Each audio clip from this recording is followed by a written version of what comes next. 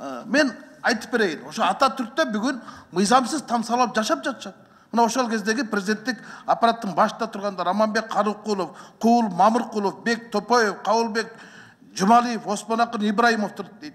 Депутаттар Рашид Тагаев, Алярбек Абжалиев, Айтыбай Тагаев, Зиядин Жамалдинов, Сайдулла Нышанов, министрлер, генеральный прокурор, генералдар Дүйшөбаев, Курманбек Кубатбеков, Курманбек Осмонов, Жумадыр Макашев. А эмне үчүн ошол кезде бийликтин башында тургандар жер участоктарын мыйзамсыз сатып эмес басып алып, бүгүн мыйзамдуу түрдө жашап атат дагы, мыйзам түрүндө алган адамдар бүгүн мыйзамсыз жашап атат. Парадокс ушунда жатпайбы? Биз эгер жогорку кеңеш депутаттары ушул жерге чекит кылсак, өкмөт эми аларга түшөтпейт экен да. Өкмөт карапайым элдерге түшөтөт экен. Ошон үчүн айтып атам, андай болуп турган болсо, жазгыла мыйзамга. Урматтуу министрдин орун басары. Байлар жер басып алса, кечирилет, кедейлер жер басып алса, кесилет деп.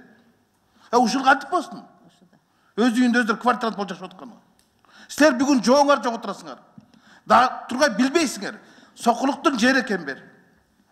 Түшүнүктүү оюңуз айттыңыз, кайталап атыңыз. Ошондуктан мен бардыңыздар чакырат элем да, өкмөт бул боюнча өзгөчө бир мыйзамдаштырып берүү боюнча мыйзам долбоорун жогорку кеңешке киргизсин.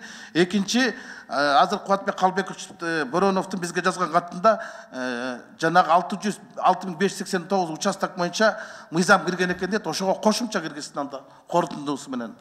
Ошондой кылып милдеттендирип коелук. Эгерде биз азыр буну жылдыра турган болсок, күзгө барат. Күздөн жазга барат. Жаздан кайра күзгө барат. Ошентип 15 жылдан бери соттошкон карапайым эл дагы соттошуп жүрүп берет. Ошон үчүн биз жогорку кеңеш мында чечкиндүү кадам карайык дагы, чечкиндүү чечим кабыл алайык, өкмөттү милдеттендирейик. Мен сиздерди бардыгыңызды турушка чакырам.